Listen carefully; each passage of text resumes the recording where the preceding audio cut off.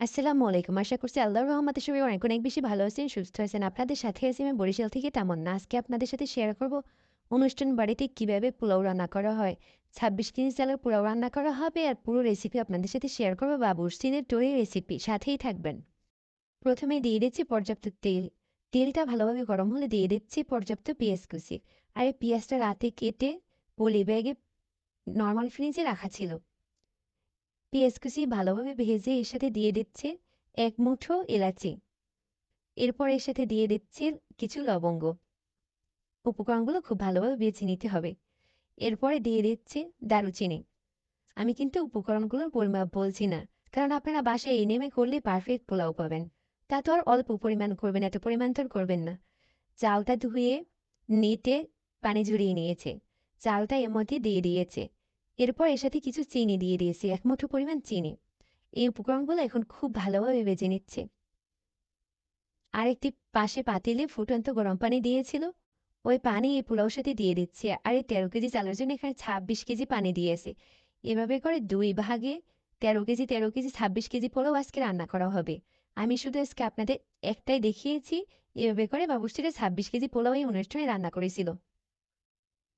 এই যে ফুটন্ত পানিগুলো এখানে দিয়ে দিচ্ছে।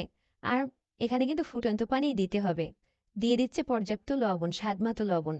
আর দিয়ে দিচ্ছে গোটা কাঁচামরিচ। তাহলে কিন্তু পোলাও থেকে একটি শাহী ঘ্রাণ আসবে।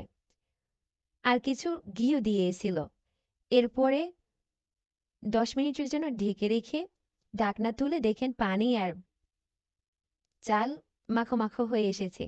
এবারে এই পাতিল তুলে ঢাকনা দিয়ে ঢেকে রেখে দেবে। আর এই উপরে কয়লা দিয়ে দেবে। দেখতে থাকুন আপনারা।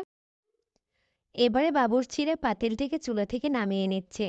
আর এই নামিয়ে নিয়ে এখন ঢাকনা দিয়ে ঢেকে দেবে। ঢাকনা দিয়ে ঢেকে দিচ্ছে। এরপরে ঢাকনা দিয়ে ঢেকে চুলা থেকে গরম কয়লা তুলে এই যে ঢাকনার উপর দিয়ে দিচ্ছে।